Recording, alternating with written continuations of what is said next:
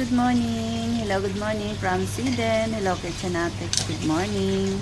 Tayo ngayon ay may konting tips o tutorial kung paano natin tatanggalin ang laman ng ating crab. Yung crab meat niya. Paano madali natin matatanggal at hindi masasayang yung pagbili natin. Hindi lang po natin, kailangan lang natin ng mga tools na gagamitin para madali nating matanggal. So, panoorin po natin ng mabuti para mayroon tayong matutunang kaunti at hindi masayang yung ating perang pinambili sa crab.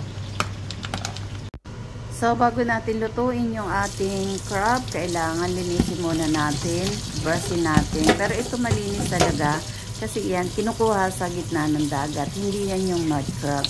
Pero kahit paano may lumot-lumot. Tapos, magpapakulo na tayo ng tubig.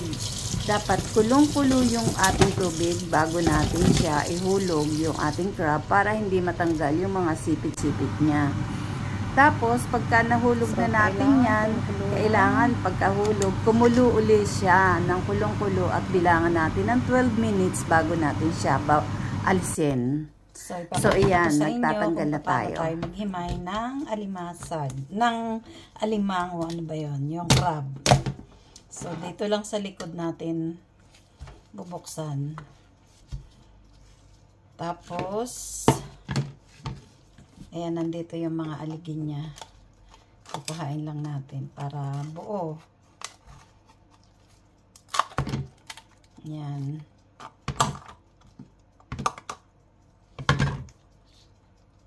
Ito yung aligi. Yan. Ang laki. Yan yung mga aligi niya. Yung ano, parang malambot na yan. Masarap yan. Sisave din natin yan. Yan. Ang laki. Ito hindi na. Hindi natin yan kasama sa pagsisave. So, ayan. Buo. Diba? Oh. Dito. Yan na nga buo yan. Buo yan na makukuha natin.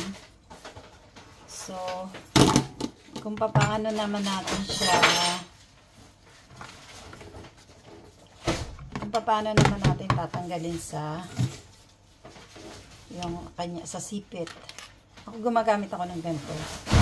Mahalaga yan. Tapos, pipisain lang natin ganyan.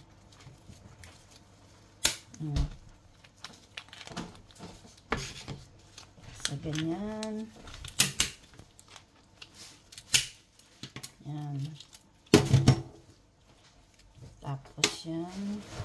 Ako, inaano ko na kaagad yan. Yan, oh. Nadala na yung ano, diba? So, pwede na. Tsaka gumagamit ako ng gunting pala. Yan.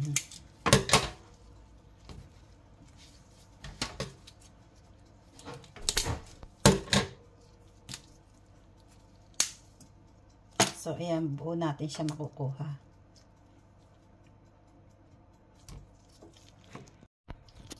Tapos, dito naman sa, ano niya, ito yung pinaka mahirap tanggalin, pero kaya natin yan. Tanggalin natin yan. Pero may laman pa yan, ha. Huwag kayong, ano, huwag nyo itatapon, as ibig kong sabihin. Tapos, meron kasi na yung talaga stainless na pansundot. Pero wala ako no. Kaya yung chopstick yung ginamit ko. Para masundot natin. Tapos, ginagawa ko dito. Ginugupit ko din yan. Nagtrabaho po ako sa ganito. Sa lobster house naman. Doon ako nagtrabaho. Ako yung tagatanggal ng mga laman. So, ayan. Tanggalin muna natin. Yung mga ganito, tinatapon kasi sa ano. Sa pag tininda lang namin ang luto, kinukuha yan. Pero pagka hindi, medyo tinatapon na. Sa sobrang dami ng aming ganito. Tinukbaha lang yung laman. So, ngayon, ito mahirap kasing kuhain, ano. Sa iba, pag kumain tayo, kagat lang tayo ng kagat, pero wala, nasasayang lang. Pero ito, kailangan may gamit kayong gunting. Kasi marami to yung parang mga kwarto-kwarto. Yan, marami yan na ano. So, yan. Masasalat nyo naman kung may laman siya. Kung naano nyo na yung laman. Kaya gumagamit ng pansundot yan.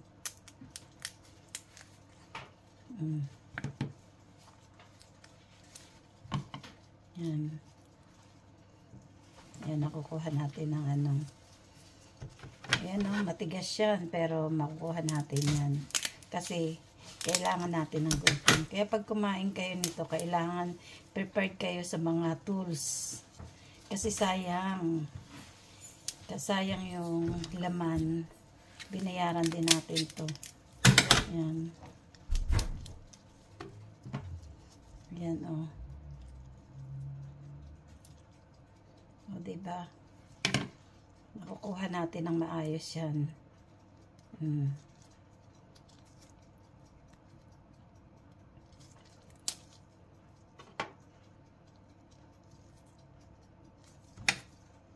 Kaya kailangan lagi may pansundot. Ayan, no, nakikita nyo. Matatanggal. Panlaki nito. Pero pagka yung tamad ka ng kumuha, ayaw mo nang hain talaga. Pero sayang.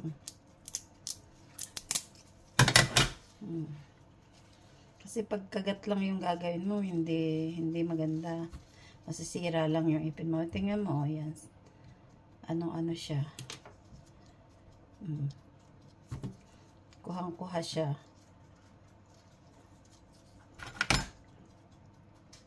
Yan. Kuha siya. Yan, wala na siya laman, no? Diba? Dali lang. Kailangan patience pagkain ng ganito, hindi madalian.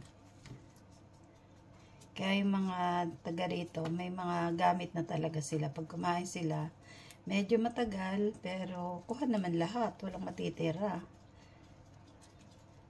Sayang, pagka kinagat-kagat mo lang, tapos hindi naman nadala lahat.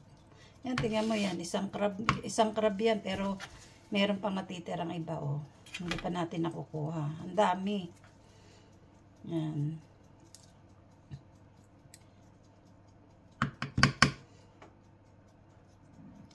Ako po matyaga ako. Matyaga ako magtanggal. Yan. O, diba? Ayan, oh, butas na. Wala nang laman. Tapos yung dito, binubulat-lat ko rin yan kasi sayang naman. May laman din kasi to sa may puno. Ayan, oh. Ayan. Sino mag-aakala may laman pa yan dyan? Tapos ito, meron pa. O, diba? Isang crab yan, o. Dami. Di ka nalugi. Di ka lugi kung matyaga ka lang. So, ito na po yung ating natanggal na laman. Ibinalik ko sa shell. Bali, pinrosen ko na siya. Kasi, may lulutuin akong iba. Yung lalagyan ko siya ng bechamel, tapos parmesan sa ibabaw para mas masarap. Kaya tinanggal ko na lahat yung laman niya. Eto, yan, no. Kaya i-save nyo yung yung shell. Yan, lahat may laman. Ganito karami. Ganito karami po sa nagawa ko to.